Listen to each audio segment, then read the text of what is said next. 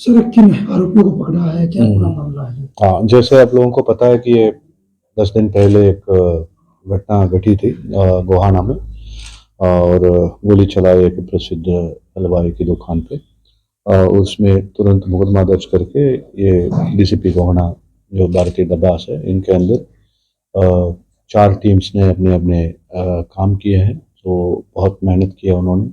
तो मेहनत से शुरुआत में ही पहले 2 दिन में ही इनको लीड मिली है, और उस पे जहाँ जहाँ गए थे उस सबको इन्होंने ट्रैक किया है। ट्रैक करने के बाद उन लीड्स पे काम करके तो पहले एक लड़के को गिरफ्तार किया गोहाना, डीसीपी गोहाना और उनकी टीम ने। तो वो नाबालिग था, तो उसका नाम हम नहीं रिवील कर सकते।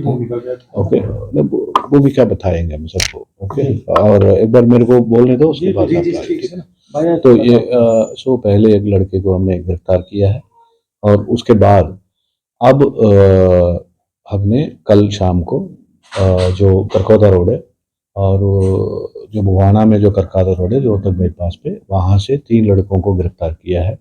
तो वो एक मोटर बाइक से 3 सवारी थे, उनको गिरफ्तार किया है। लेकिन जब वही जो पहले भारतीय और उनकी टीम ने जो मेहनत किया, उसी का फल कल मिला है। जो उस बाइक में एक पर्टिकुलर निशान था, उस निशान को पहचान लिया उन्होंने। उसके बेसिस पे उस गाड़ी को रोकने की कोशिश की, थोड़ी सी भागे, लेकिन उन्होंने पीछे लग के पकड़ लिया था। तो उनका नाम इस प्रकार है कि एक लड़के का नाम दीपक स्वामी है, सन ऑफ करण सिंह, और दूसरे का नाम राम दिनेश उर्फ दिनेश है, और राम दिनेश उर्फ दिनेश पुत्र फुल कुमार है। ये दोनों सिकंदरपुर माजरा गांव के हैं, वही जस्ट गोहाना से निकलते ही जो पहला गांव है।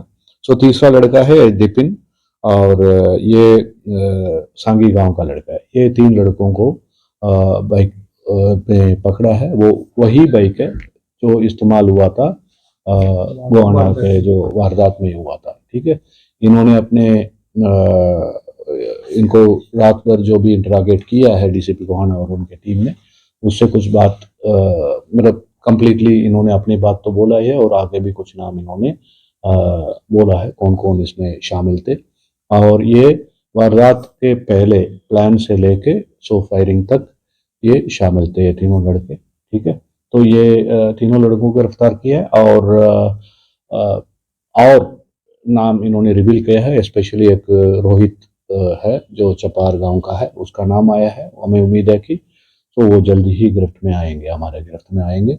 और भी जो इस पे 2 या 3 रह गए हैं जो इम्पोर्टेंट अक्यूज्ड है, तो उनके पीछे भी टीम लगी हुई है। हमारी उम्मीद है कि विद इन मतलब short time we will be able to arrest them.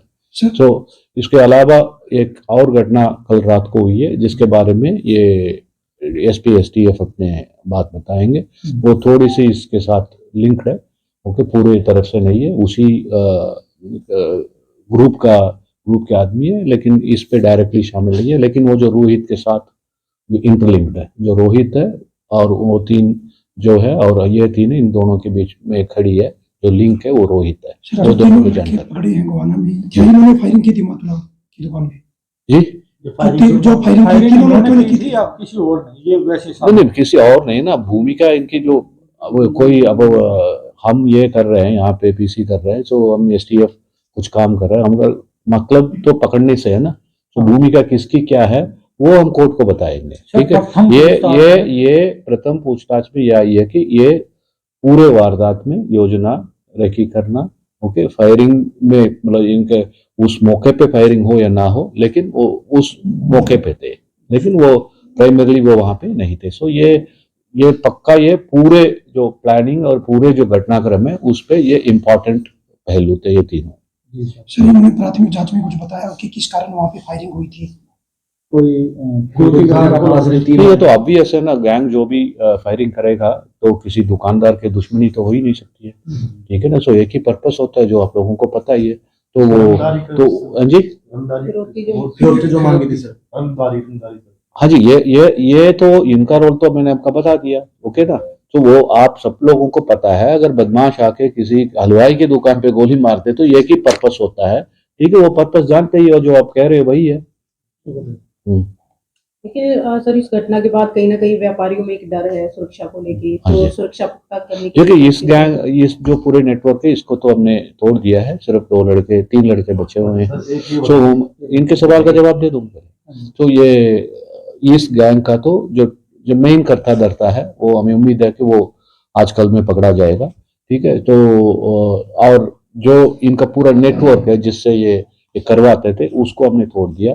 हाँ, जरूर यह है कि 3 लोगों की गिरफ्तारी अभी बकाई है, ओके, जिन्होंने वहां पे मौके पे थे। ठीक है ना, तो वो उनको, उनके लिए भी हमारे टीम्स लगी हुई है, उम्मीद है कि उनकी भी जल्दी गिरफ्तारी कर लेंगे। इनको विदेश से भी कोई हाँ जी, विदेश से भी वो सब कुछ तफ्तीश की बात है। ठीक है, तफ्तीश चल रही है, उस पर सारी बातें जो आएंगी तो उसको कोर्ट के सामने पेश करेंगे। 3 और अन्य एक नाबालिग, इन पर पहले भी कोई मुकदमा दर्ज था?